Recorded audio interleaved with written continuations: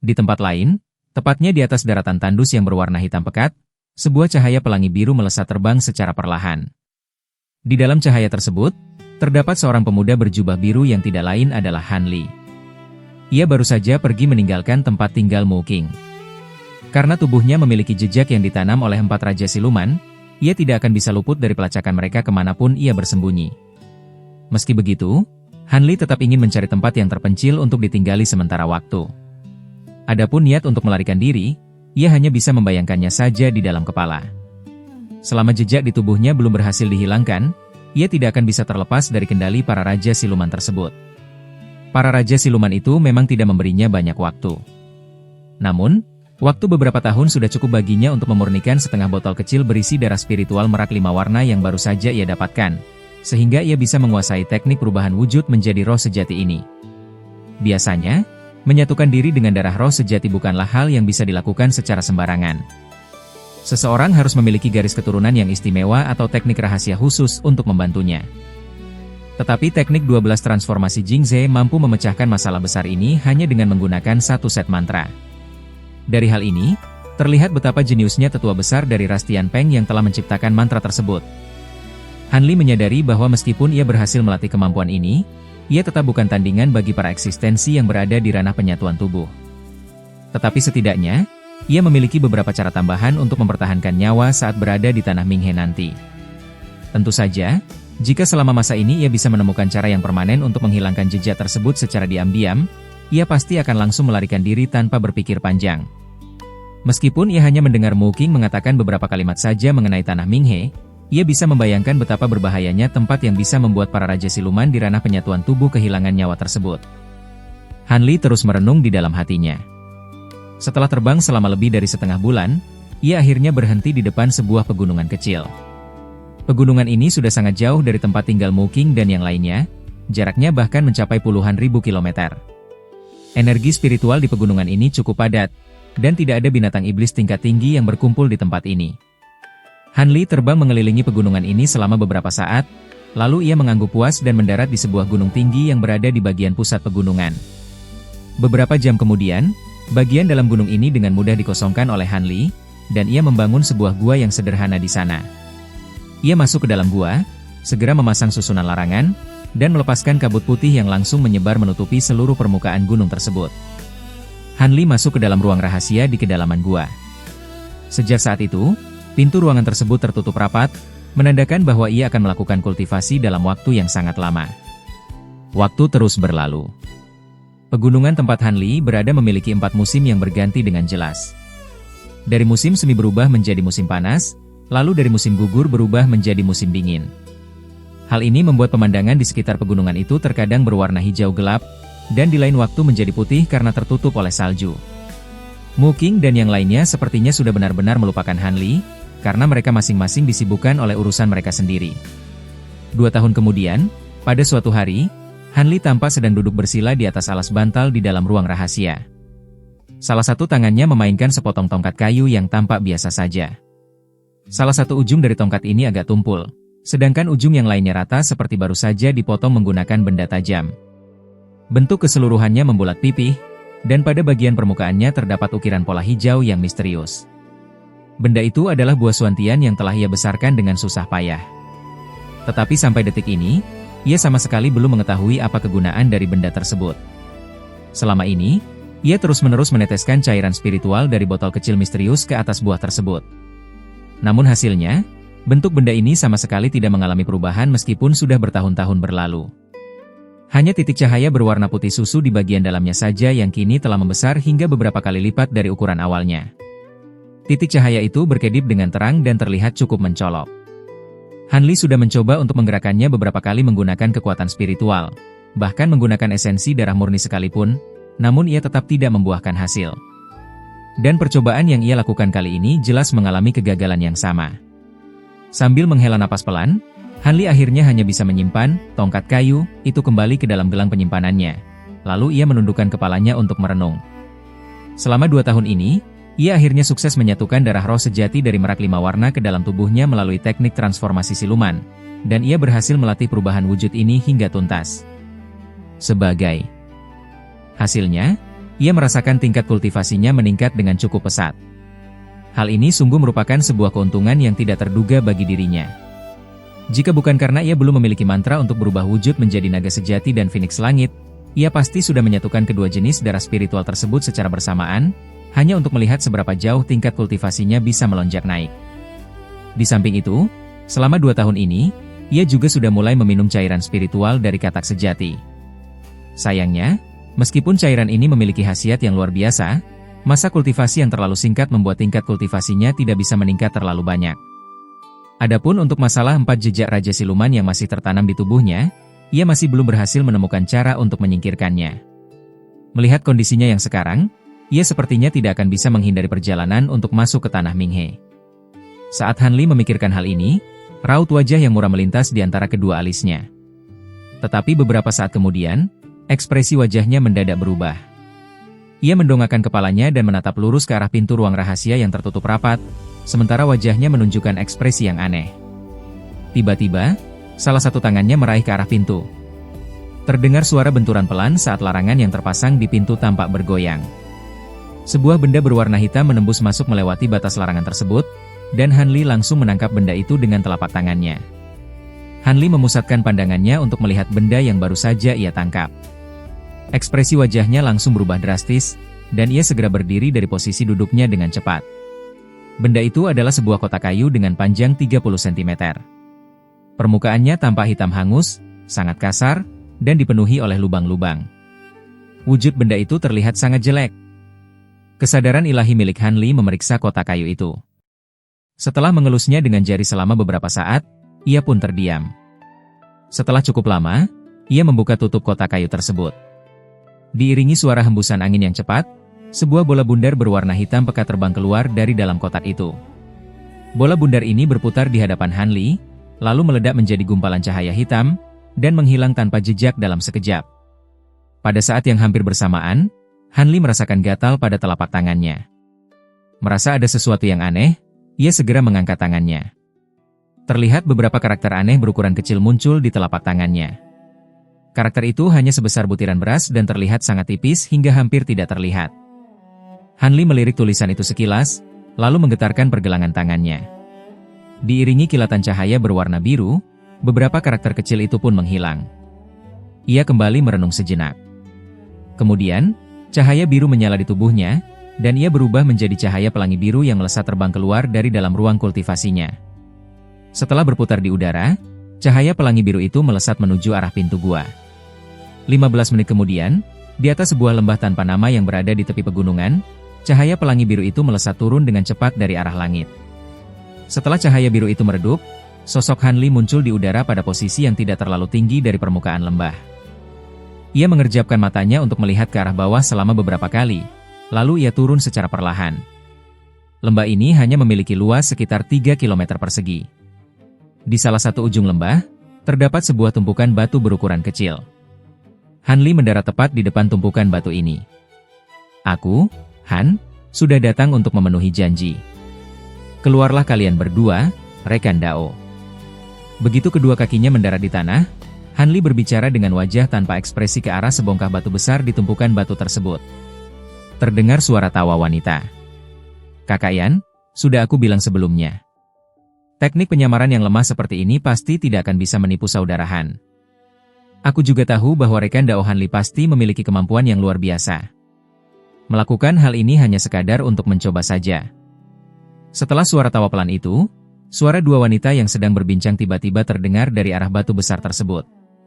Kemudian, seberkas cahaya abu-abu berkelebat, dan dua wanita muda yang cantik muncul secara berdampingan di atas batu besar itu. Wanita yang satu memiliki kulit putih bersih seperti salju, dan wajahnya sangat cantik. Sedangkan wanita yang satu lagi memiliki tubuh yang mungil dan terlihat sangat menawan. Keduanya sedang tersenyum. Mereka berdua ternyata adalah Yuan Yao dan Yan Li. Kotak kayu hitam yang diterima oleh Han Li di dalam gua adalah benda yang dibuat dari kayu pemelihara jiwa pada saat ia berada di Istana Langit Kehampaan dahulu. Oleh karena itu, ia bisa langsung mengenali benda tersebut.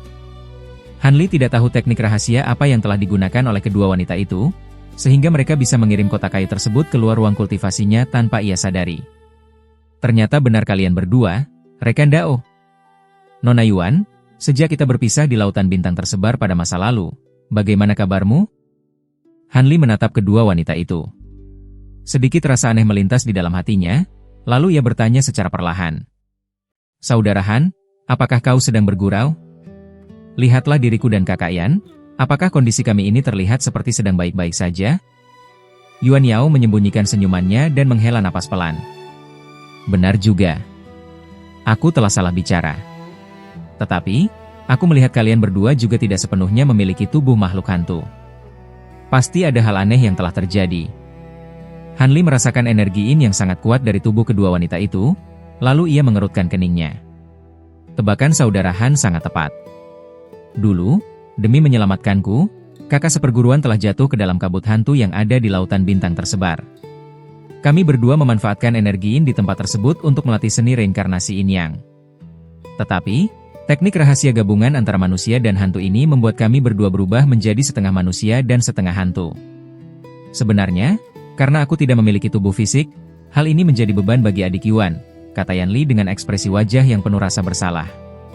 Kakak Yan, jangan berbicara seperti itu. Dulu, jika bukan karena bantuan yang kakak berikan, entah nasib seperti apa yang akan menimpaku. Bagaimana mungkin kakak bisa jatuh ke dalam kondisi yang seperti sekarang ini? Ekspresi wajah Yuan Yao sedikit berubah, dan ia dengan cepat membela kakak seperguruannya. Yan Li hanya bisa tersenyum pahit sambil menggelengkan kepalanya. Seni reinkarnasi yin yang, gumam Han Li sambil mengerutkan kening. Benar sekali. Tampaknya saudara Han juga cukup banyak mengetahui informasi mengenai mantra ini. Yan Li menoleh, dan matanya berkedip menatap pria itu. Aku, Han, memang sedikit mengetahui tentang teknik ini. Jika demikian, bukankah kalian berdua sudah kehilangan hak untuk masuk ke dalam siklus reinkarnasi? Han Li terbatuk pelan. Bagi Yan Li, hal itu tidak menjadi masalah, karena Han Li tidak terlalu mengenalnya. Tetapi mengenai tindakan Yuan Yao pada masa lalu, Han Li cukup mengaguminya. Dulu, jika aku dan kakak seperguruan tidak melatih teknik aneh ini secara bersama-sama, mungkin jiwa kami sudah hancur di alam manusia. Jadi mengenai keputusan untuk melatih mantra ini, aku, Yuan Yao, sama sekali tidak merasa menyesal.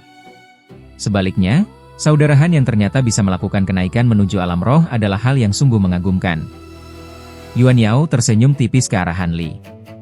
Mengingat kondisi energi spiritual yang sangat langka di alam manusia, aku juga tidak menggunakan cara yang biasa untuk bisa melakukan kenaikan. Tetapi, mengapa kalian berdua, rekan Dao, bisa muncul di tempat ini? Tempat ini bukanlah wilayah kekuasaan ras manusia kita. Han Li merasa sedikit heran. Aku dan adik seperguruan juga tidak mengetahui alasannya. 200 tahun yang lalu, setelah kami berdua berhasil menyelesaikan seni reinkarnasi yin yang dan baru saja mencapai tingkat awal di ranah transformasi dewa, tiba-tiba kami diselimuti oleh angin yin yang sangat besar. Kami terhembus keluar dari tempat kultivasi, lalu kami jatuh pingsan. Pada saat kami sadar kembali, kami sudah muncul di dalam jurang bumi. Kemudian, kami bertemu dengan nenek hantu yang berwujud makhluk hantu, dan ia menerima kami sebagai murid. Kami sudah berada di sini sejak lama, dan kami baru mengetahui bahwa tempat kami berada saat ini adalah alam roh. Kami juga belum pernah pergi ke permukaan tanah sama sekali. Yan Li menceritakan hal tersebut dengan wajah yang sedikit kebingungan. Saat Han Li mendengar penjelasan ini, ia benar-benar kehilangan kata-kata. Di alam manusia, entah sudah berapa banyak kultivator di ranah transformasi dewa yang memutar otak dan menghabiskan banyak cara untuk bisa menyelinap masuk ke alam roh, tetapi mereka semua tetap tidak berhasil. Sebaliknya, Yuan Yao dan Yan Li justru langsung tiba di alam roh secara membingungkan begitu mereka selesai melakukan kultivasi. Hal ini benar-benar tidak masuk akal. Bagaimana cara kalian berdua bisa sampai di alam roh? Aku sendiri juga tidak bisa menebaknya. Tetapi mengenai alasan mengapa kalian tidak jatuh di wilayah ras manusia, hal itu mungkin terjadi karena seni reinkarnasi yin yang telah membuat kalian berdua ditolak oleh teras failing milik ras kita, kata Han Li setelah merenung sejenak. Mengenai masalah ini, aku dan adik Yuan juga sudah menyelidikinya, dan kami menduga bahwa itulah alasannya. Yan Li mengangguk setuju. Baiklah, urusan di masa lalu bisa kita bicarakan di lain waktu. Kalian berdua, rekan Dao, tiba-tiba datang menemui diriku di tempat tinggal ini, pasti karena ada sebuah urusan yang penting, bukan? Alis Han Li terangkat ke atas, dan ia tiba-tiba mengajukan pertanyaan. Saat mendengar pertanyaan tersebut, Yuan Yao dan Yan Li saling berpandangan, lalu mereka terdiam. Setelah terdiam cukup lama, Yan Li tampak ragu-ragu sejenak. Lalu ia mengatakan sesuatu yang membuat Han Li tertegun. Karena saudara Han dan adik Yuan sudah saling mengenal sejak lama, aku tidak akan menyembunyikan maksud dari kedatangan kami. Kali ini kami berdua mengambil risiko untuk datang secara langsung, karena nyawa kami saat ini sedang terancam. Kami datang khusus untuk meminta bantuan kepada saudara Han. Nyawa terancam. Rekan Daoyan, apa maksud dari perkataanmu itu? Mengingat status kalian berdua yang merupakan murid dari nenek hantu, seharusnya tidak ada satupun orang yang berani mengganggu kalian di jurang bumi ini. Wajah Han Li menunjukkan ekspresi terkejut. Tetapi bagaimana jika orang yang ingin mengambil nyawaku dan adik Yuan adalah nenek hantu itu sendiri? Yan Li menghela napas panjang, dan sorot ketakutan melintas di matanya. Nenek hantu? Nona Yuan, apakah perkataan itu benar? Hati Han Li menjadi sangat waspada. Meskipun ia merasa bahwa Yan Li tidak mungkin berbohong, ia tetap menoleh ke arah Yuan Yao untuk bertanya dan memastikannya. Saudara Han, jika masih ada cara lain, aku dan kakak yang tidak akan berani mengambil risiko ketahuan oleh nenek hantu untuk menemuimu secara diam-diam. Tetapi saudara Han tidak perlu khawatir. Nenek hantu saat ini sedang menyempurnakan beberapa raja hantu Zirahin untuk urusan di tanah Minghe. Untuk sementara waktu ini, ia tidak akan keluar dari tempat kultivasinya. Ini adalah satu-satunya kesempatan bagi kami berdua untuk bisa menyelamatkan diri. Pada hari biasa, kami sama sekali tidak diizinkan untuk meninggalkan istana bawah tanah. Yuan Yao menganggukkan kepalanya dengan raut wajah yang terlihat berat. Saudara Han, di alam manusia pada masa lalu, kau pernah membantu adik seperguruan sebagai pelindung Dharma untuk membangkitkan jiwanya. Adik seperguruan sudah menceritakan kebaikanmu itu berkali-kali kepadaku. Untuk masalah yang sekarang ini, kami berdua benar-benar tidak memiliki tempat lain lagi untuk meminta bantuan. Kami hanya bisa datang mencarimu di tempat ini. Kumohon, rekan Dao, selamatkanlah nyawa adik seperguruan. Saat Yan Li berbicara, kedua matanya tampak memerah.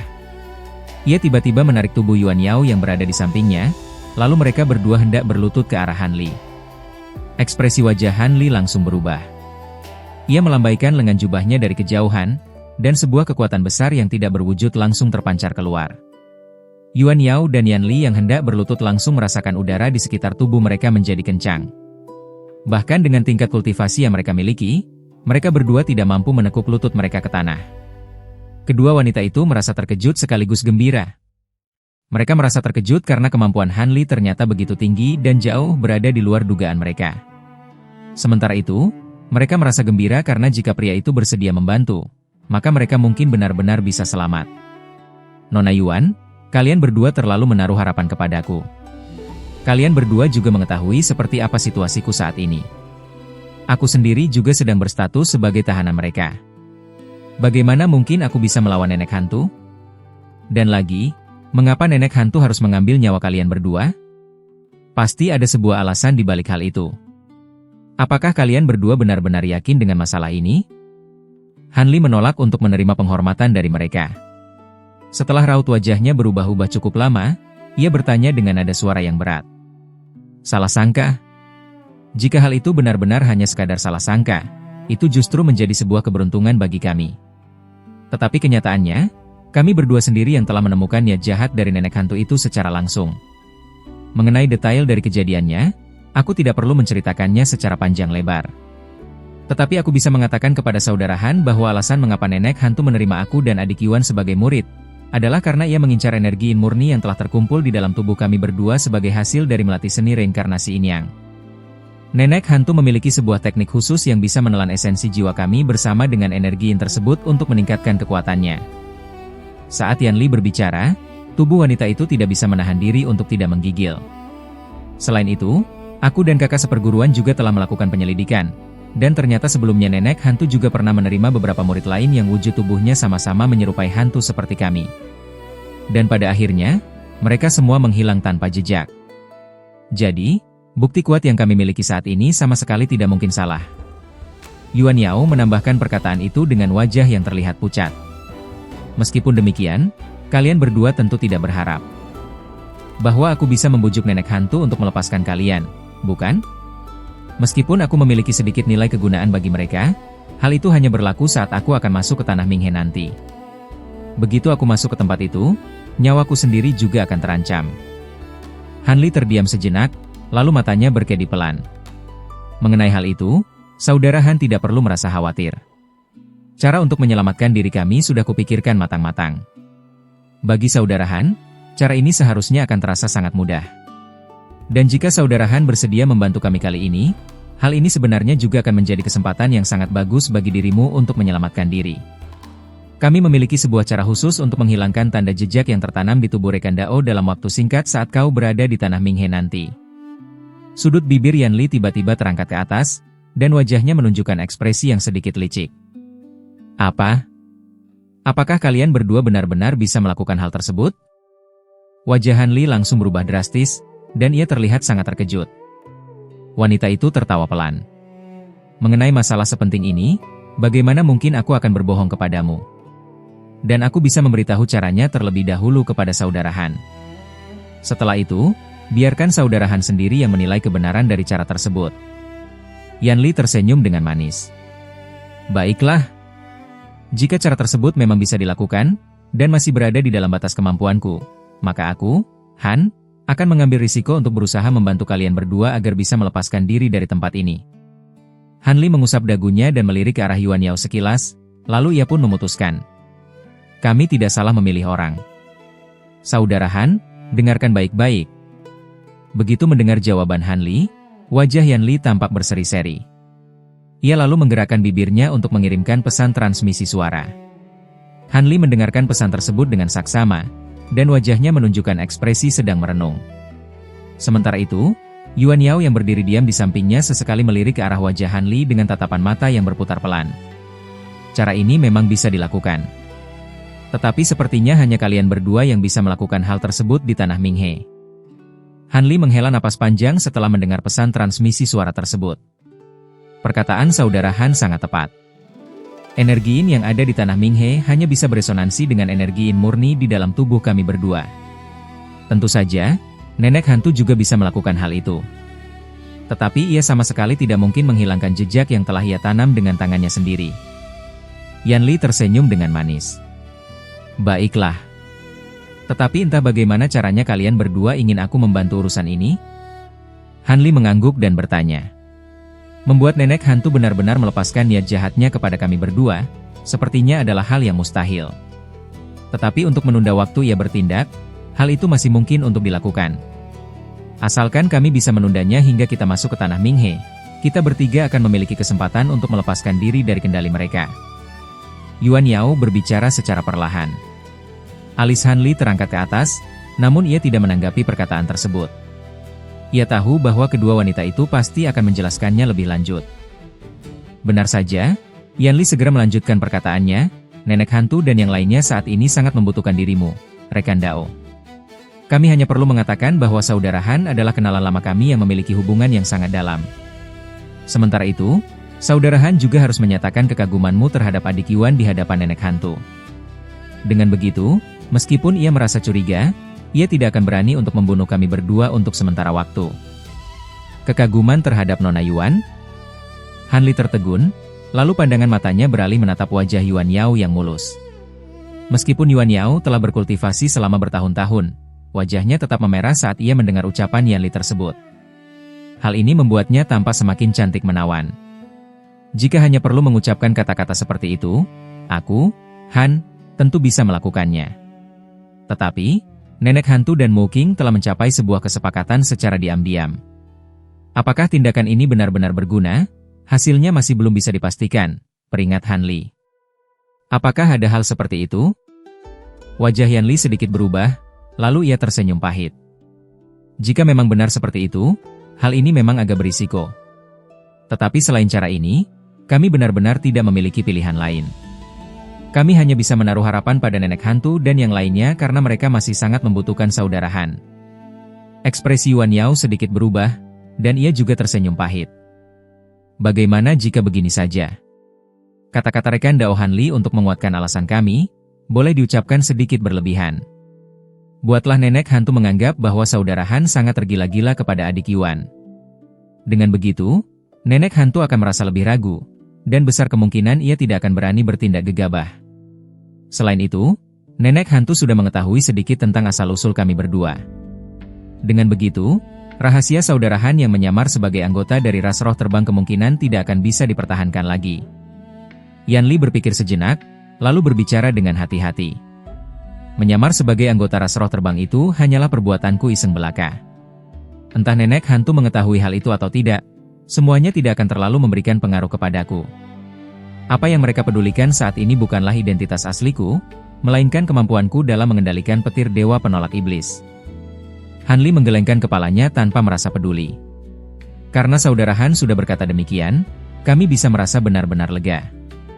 Rencana ini tidak perlu ditunda lagi. Begitu nenek hantu keluar dari masa kultivasinya, kami akan segera bertindak sesuai dengan rencana. Rekan Dao bisa menyesuaikan diri pada saat itu.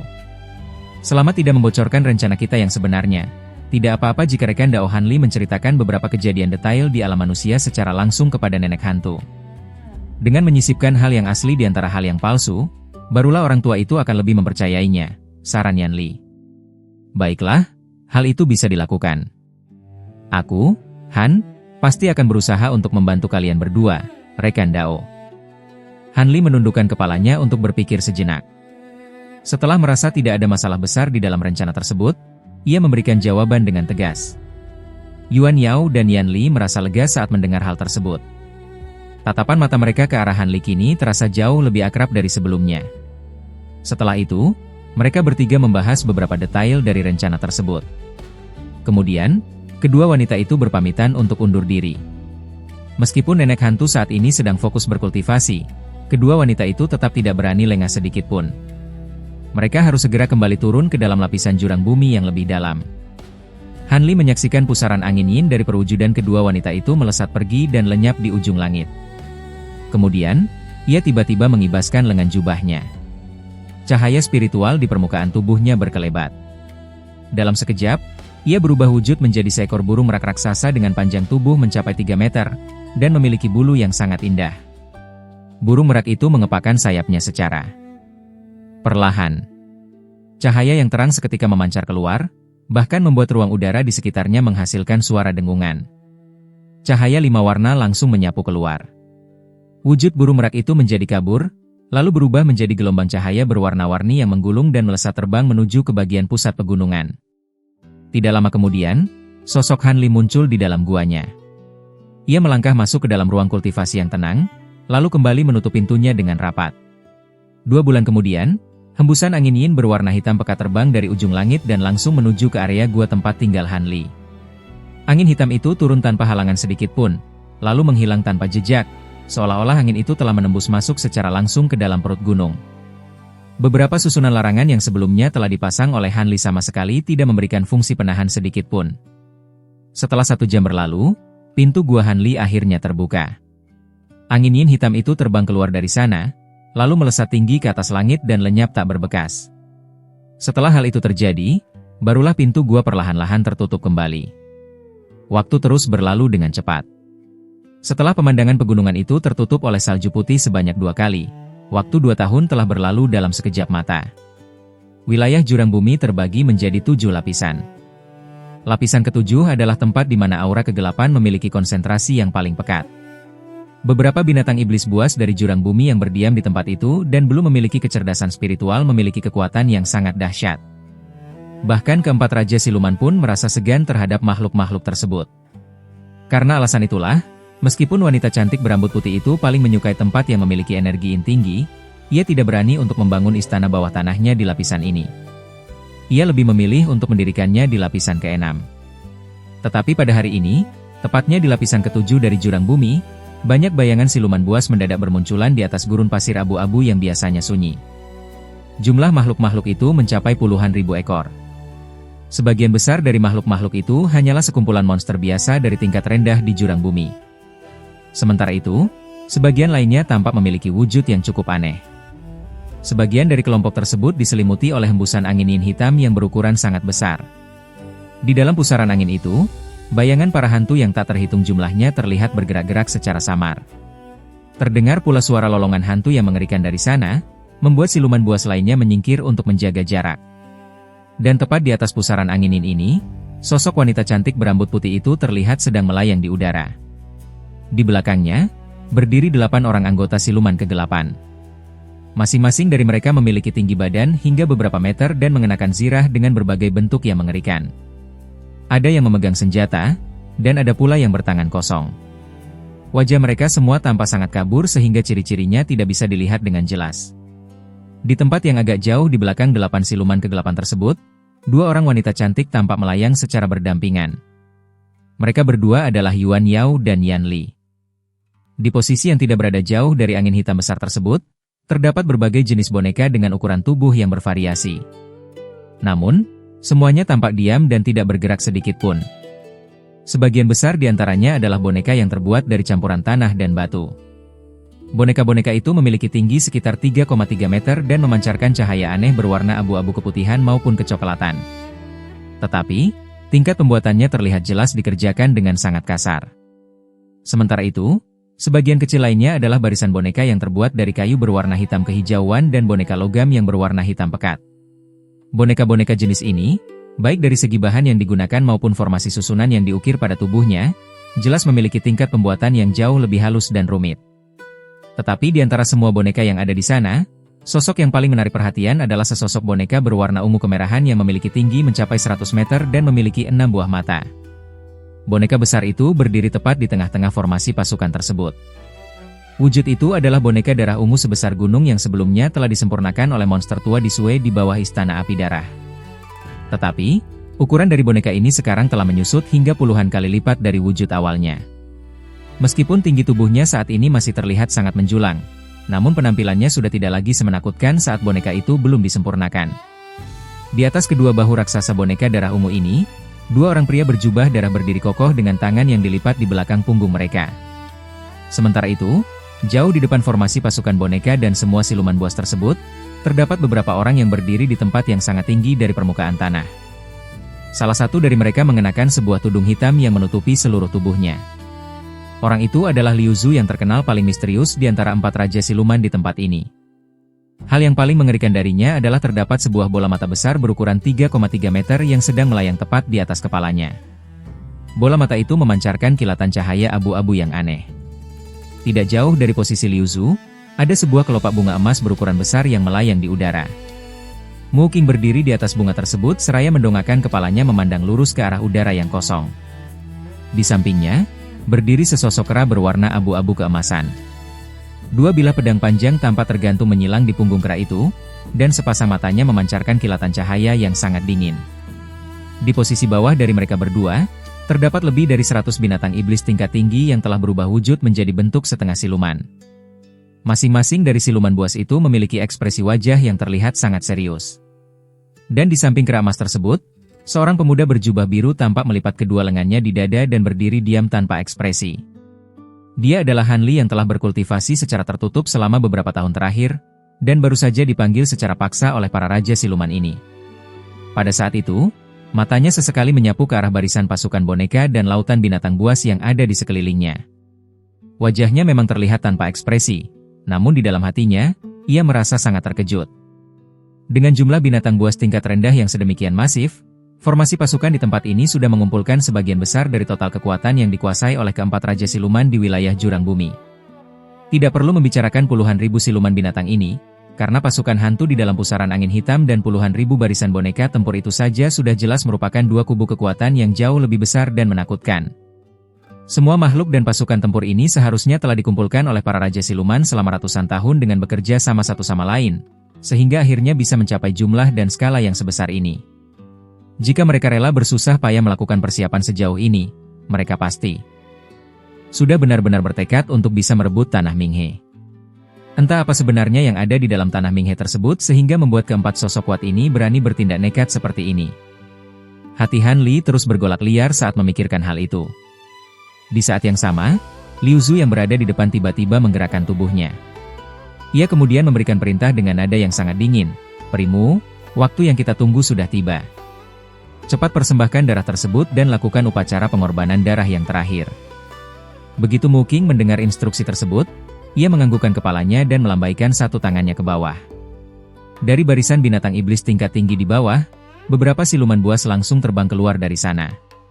Masing-masing dari mereka tidak membawa senjata apapun, tetapi di bagian pinggang mereka tergantung sebuah kantong kulit berwarna merah darah.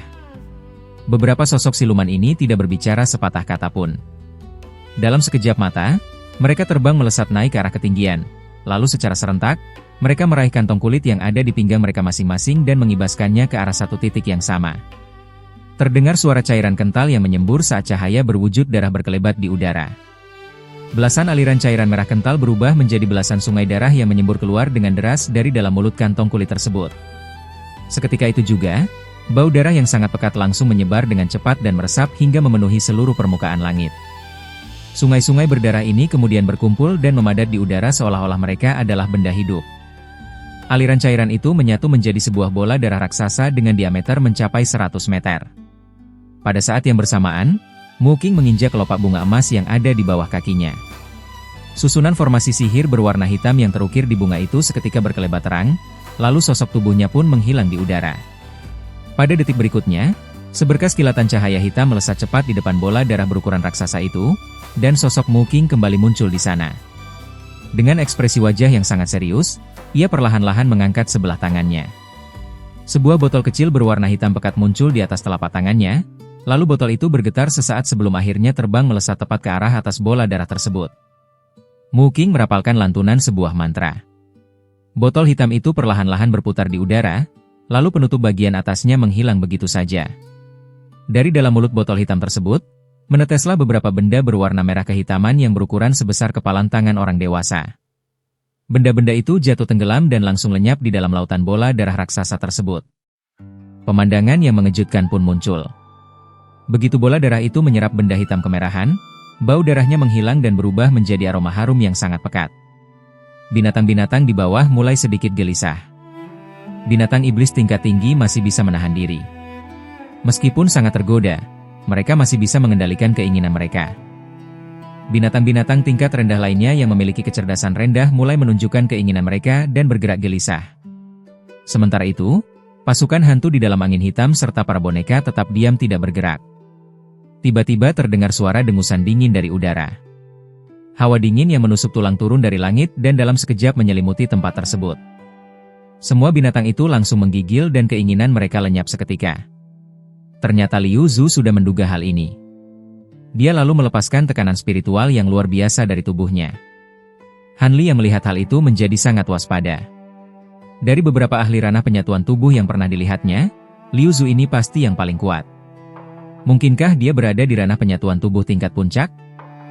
Han Li bergumam di dalam hatinya dan langsung memutuskan untuk tidak melakukan perlawanan secara langsung terhadap orang ini. Dengan kemampuannya saat ini, mungkin masih ada sedikit harapan baginya untuk lolos dari Raja Siluman yang lain. Namun, di hadapan orang ini, dia sama sekali tidak memiliki peluang. Pada saat yang sama, Mu Qing berdiri di depan bola darah raksasa yang harum sambil menggumamkan sebuah mantra. Belasan binatang iblis tingkat tinggi lainnya terbang dengan cepat ke bawah. Mereka terlihat panik seperti sedang melarikan diri. Hampir pada saat yang bersamaan, terdengar suara gemuruh pelan di ruang kosong yang ada di atas bola darah. Gelombang ruang di sekitarnya bergetar, lalu gumpalan awan perak yang pucat muncul dan berputar, membentuk sebuah pusaran raksasa yang aneh. Pusaran tersebut memiliki diameter sekitar 33 meter. Di dalamnya, awan perak bergulung dan menjadi semakin terang. Suara ledakan keras juga terdengar, seolah-olah ada sesuatu yang akan keluar dari sana. Ekspresi Han Li berubah. Matanya yang menatap ke arah udara menyipit, dan cahaya biru berkedip di dalam matanya. Orang lain mungkin tidak bisa melihatnya, tetapi dengan menggunakan mata spiritual Ming Qing, Han Li bisa melihat situasi di dalam pusaran tersebut dengan sangat jelas. Dia melihat ruang yang ada di ujung paling dalam pusaran itu mulai berkerut seperti kertas tipis akibat tekanan awan perak, lalu bergetar dengan sangat hebat. Suara ledakan itu adalah suara aneh yang berasal dari getaran ruang yang sangat hebat tersebut. Tiba-tiba, suara retakan yang mirip seperti porselen pecah terdengar di antara suara gemuruh itu. Pupil mata Han Li langsung menyusut. Ruang di dalam pusaran itu akhirnya pecah. Cahaya hitam berkelebat, lalu sebuah lengan perak berbulu menjulur dari dalam dan mengayun di udara. Setelah itu, lengan lain yang memiliki bentuk serupa juga ikut menjulur.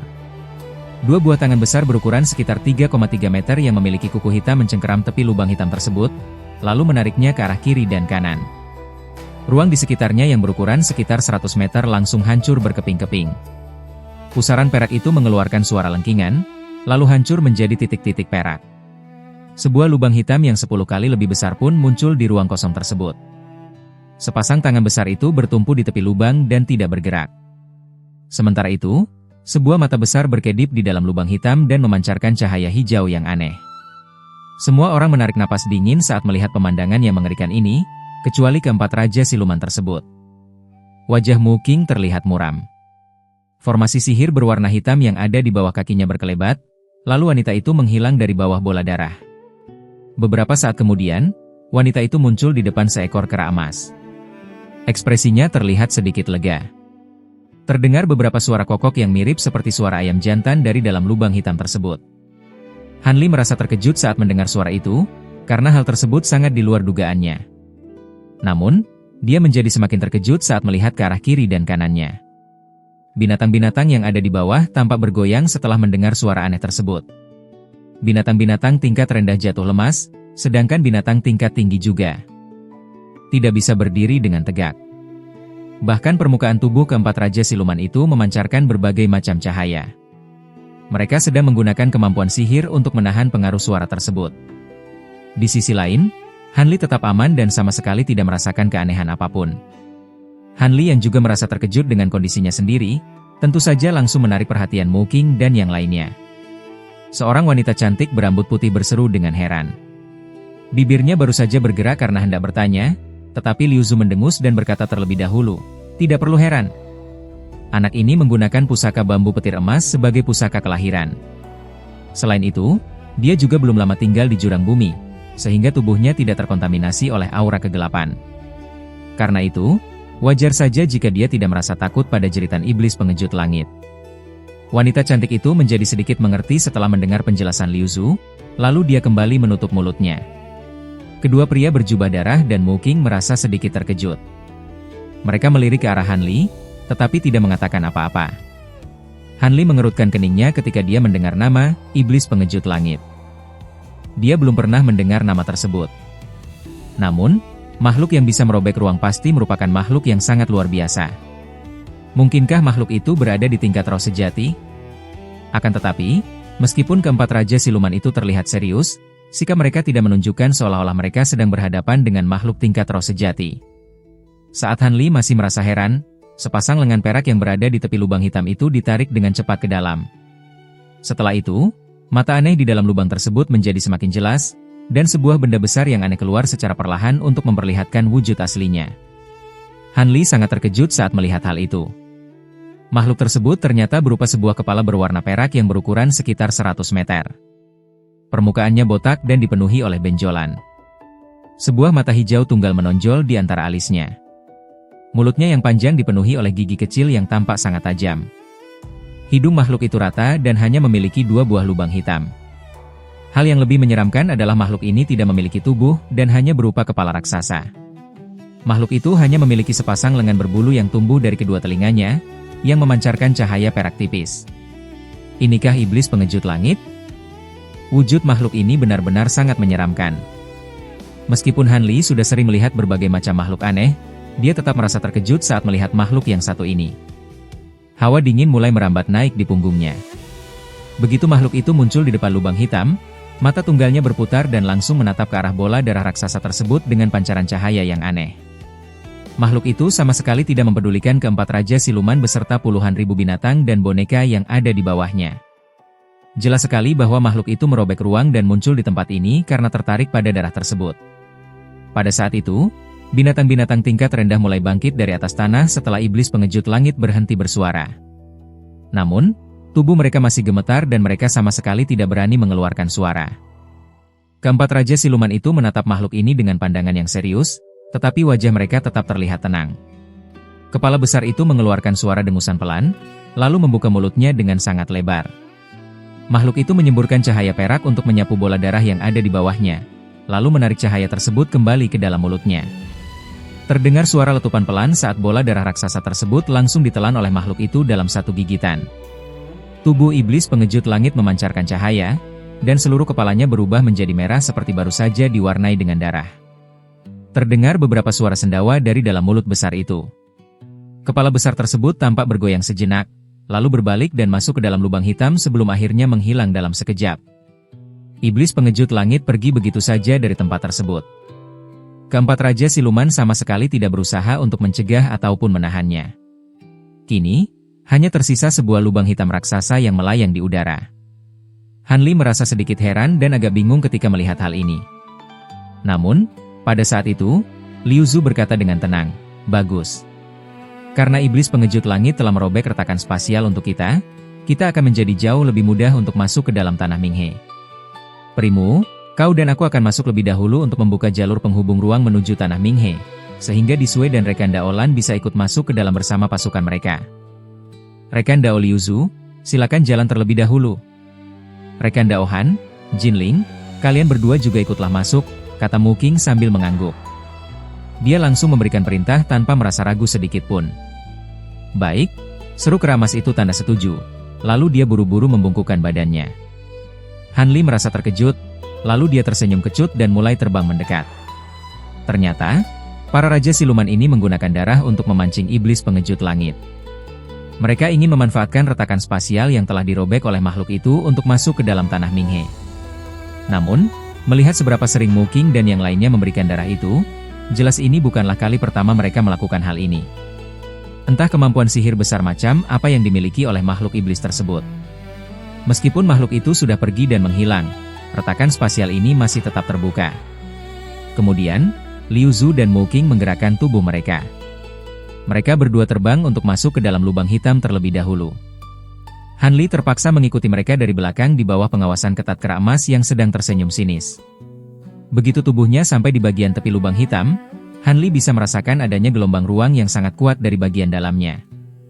Retakan spasial ini sangat berbeda dengan retakan lainnya yang pernah dilihat oleh Han Li.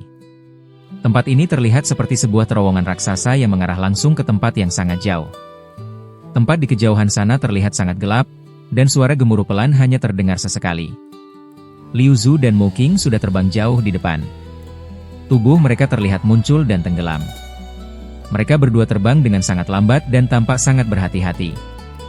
Han Li dan keramas itu segera terbang menyusul mereka secara perlahan. Lorong berwarna hitam tersebut tidak terlalu panjang. Mereka hanya terbang sejauh 1000 meter, lalu tiba-tiba berhenti di tempat. Mereka bisa melihat awan perak yang bergulung-gulung di depan mereka dan menutupi jalan sepenuhnya. Kita sudah sampai. Iblis pengejut langit itu benar-benar berhasil tertipu dan jatuh tertidur. Begitu kembali ke tanah Minghe, makhluk itu hanya sempat menutup separuh dari lorong ruang ini. Rekan Dao Mu Qing, darah yang kau berikan kepadanya pada kali ini sudah cukup untuk membuatnya tertidur dalam waktu yang lama, bukan? Tanya Liu Zhu sambil menatap ke arah gulungan awan perak yang ada di depan mereka dengan nada bicara yang datar. Tenang saja. Untuk darah terakhir ini, saya sama sekali tidak mengurangi kualitasnya dan meraciknya sepenuhnya sesuai dengan resep yang rekan Dao berikan. Untuk hal itu, saya selama ini hampir menghabiskan semua tenaga, jawab Mu Qing dengan sangat percaya diri. Itu sangat bagus. Meskipun iblis pengejut langit disebut sebagai makhluk iblis dimensi ruang, dia tidak memiliki kecerdasan dan hanya bergerak berdasarkan nalurinya saja. Namun, belasan kali pengorbanan darah pada waktu sebelumnya, ditambah dengan darah kali ini yang secara rahasia mengandung obat mabuk 10.000 tahun, benda-benda tersebut sudah cukup untuk membuatnya jatuh tertidur selama beberapa bulan. Selama makhluk itu tidak bangun, lorong ruang yang terbuka ini akan terus ada. Waktu tersebut sudah sangat cukup bagi kita untuk melakukan perjalanan bolak-balik ke dalam tanah Minghe. Sebenarnya, jika makhluk iblis ini tidak pernah muncul di jurang bumi milik kita pada masa lalu, kita juga tidak akan mungkin bisa menemukan keberadaan tanah Minghe, kata Liu Zhu sambil menganggukkan kepalanya. Akan tetapi, jika bukan karena saudara Liu Zhu pernah mendengar tentang keberadaan tanah Minghe pada masa lalu, kami semua mungkin tidak akan berani mengambil risiko yang sangat besar untuk masuk ke dalam tempat yang sangat berbahaya seperti ini. Mu Qing tersenyum tipis. Jika kalian semua juga tidak merasa tertarik pada susu ilahi sungai neraka, mana mungkin aku bisa berhasil membujuk kalian. Baiklah, sekarang bukanlah waktunya bagi kita untuk membicarakan hal itu. Cepat bertindak dan buka sisa lorong ini, kata Liu Zhu yang mendengus dan langsung memberikan perintah. Mendengar hal itu, Mu Qing tersenyum dan tidak peduli. Ia membalikkan satu tangannya, lalu muncul 3 bola bundar berwarna merah darah sebesar ibu jari yang berkilau di atas telapak tangannya. Liu Zhu menggerakkan kedua bahunya. Setelah sekelebat cahaya hitam, 2 lengan tambahan muncul dari punggungnya. Satu tangan memegang medali perintah berbentuk segitiga hitam, sedangkan tangan lainnya memegang pusaka berbentuk alat peluncur berwarna biru. Sementara itu, dua lengan aslinya membentuk segel tangan di depan dada. Terdengar suara letupan pelan, lalu seberkas cahaya hitam menyembur dari mulutnya dan lenyap ke dalam awan perak. Terdengar suara ledakan. Entah kemampuan hebat apa yang ada pada berkas cahaya hitam itu, begitu bersentuhan, awan perak tersebut langsung kewalahan dan mengeluarkan suara getaran. Mu Qing yang berada di samping melihat hal itu, lalu mengulurkan tangannya tanpa ragu. 3 bola bundar merah melesat secara berurutan, lalu berubah menjadi 3 kilatan petir api darah. Terdengar 3 suara ledakan dahsyat. Awan perak yang terkena hantaman 3 gumpalan api darah sebesar kepala itu mulai menjadi tidak stabil dan hancur. Awan perak, cahaya hitam, dan api darah saling menyatu. Seluruh lorong berguncang. Ekspresi wajah Han Li yang berdiri di belakang Mu Qing dan Liu Zhu sedikit berubah. Meskipun ia sudah beberapa kali mengalami keruntuhan retakan spasial dan selamat melewati titik temu spasial, bukan berarti ia yakin bisa menghindari bahaya dari ruang tersebut. Keberhasilannya sebelumnya murni karena keberuntungan. Kecuali jika seseorang sudah mencapai ranah Mahayana atau menjadi roh sejati, tidak ada seorang pun yang bisa mengabaikan bahaya ruang. Pada saat itu, lengan baru Liu Zhu bergerak secara bersamaan. Medali perintah segitiga itu bergetar dan melepaskan gumpalan petir api merah yang menghujani area depan. Pusaka berbentuk alat peluncur yang satu lagi mengeluarkan suara getaran, lalu tiba-tiba berubah menjadi cahaya pelangi biru yang melesat maju. Pada saat yang sama, Mu Qing juga menyentakkan kedua lengan bajunya, lalu seberkas cahaya hijau melesat keluar. Dengan tambahan serangan dari ketiganya, awan perak itu hancur dan terdesak mundur. Ketika awan perak itu terdesak mundur sejauh lebih dari 30 meter, awan itu akhirnya lenyap setelah terdengar suara ledakan yang dahsyat. Seluruh penghalang ruang terbuka dan memperlihatkan pintu keluar menuju ruang lain. Mata Han Li berkedip, dan ia melihat situasi di pintu keluar dengan jelas. Di bagian luar, tampak cahaya putih tipis berkedip, dan angin dingin bertiup dengan kencang. Meskipun tubuh Han Li dilindungi oleh cahaya spiritual, ia tetap menggigil saat angin dingin itu menyapu tubuhnya. Hawa dingin dari angin tersebut bisa menembus cahaya spiritual dan langsung masuk ke dalam tubuh. Jika ia tidak memiliki nyala api dingin 5 warna, ia pasti sudah menderita saat ini. Untungnya, angin ini hanya bertiup sebentar. Beberapa saat kemudian, semuanya kembali normal. Han Li menghela napas lega. Liu Zhu menatap lubang itu dengan mata yang berkilat. Tubuhnya bergerak dan langsung melesat keluar. Dari dalam cahaya terbangnya, ia berkata dengan santai, "Sekarang lorong sudah terbuka. Kalian panggil rekan Dao yang lain untuk segera masuk. Aku akan melihat-lihat keluar terlebih dahulu." Sebelum ia selesai berbicara, tubuh Liu Zhu sudah sampai di luar lubang, dan masuk ke dalam cahaya putih dalam sekejap mata. Mu Qing mengerutkan keningnya, tetapi ia langsung memberi perintah tanpa menoleh, "Jinling, kau panggil Di Sui dan rekan Dao Lan untuk naik. Aku juga akan membawa rekan Dao Han pergi lebih dulu." "Baik, Tuan." Kera emas itu setuju. Tubuhnya berputar dan berubah menjadi cahaya pelangi keemasan yang terbang ke belakang. Sementara itu, Han Li hanya bisa diam dan mengikuti Mu Qing keluar. Beberapa saat kemudian, Han Li merasa pandangannya menjadi terang, dan ia menyadari bahwa dirinya sudah berada di ruang yang berbeda. Namun, pemandangan di depannya membuat ia mengedipkan mata.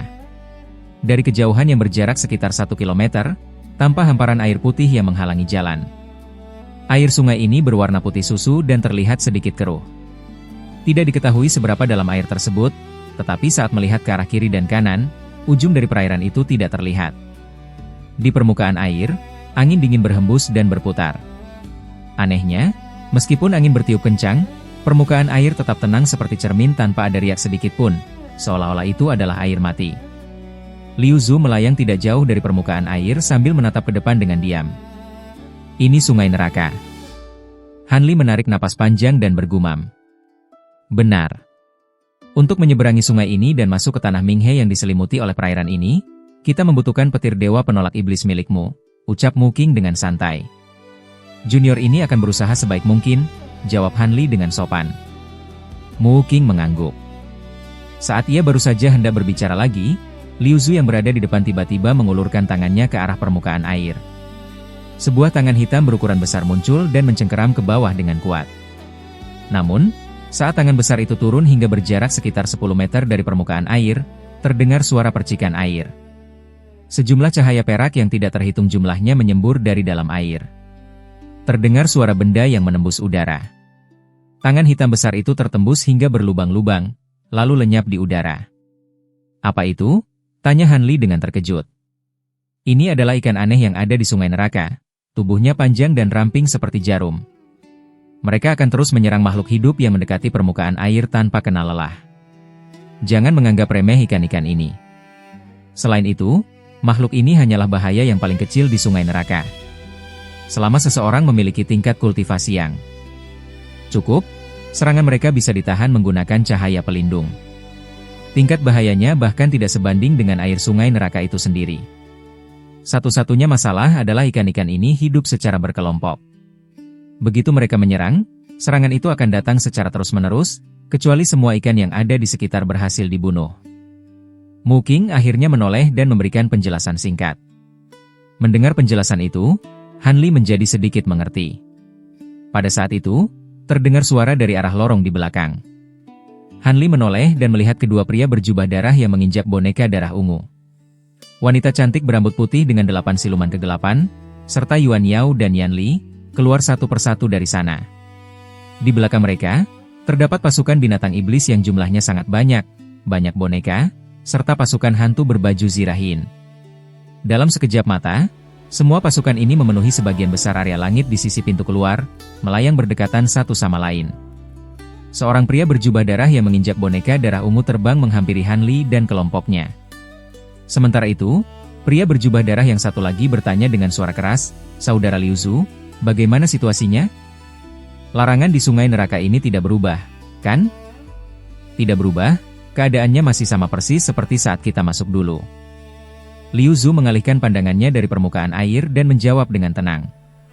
Kalau begitu, saat menghancurkan larangan kali ini, kita akan mengalami hal yang sama seperti sebelumnya?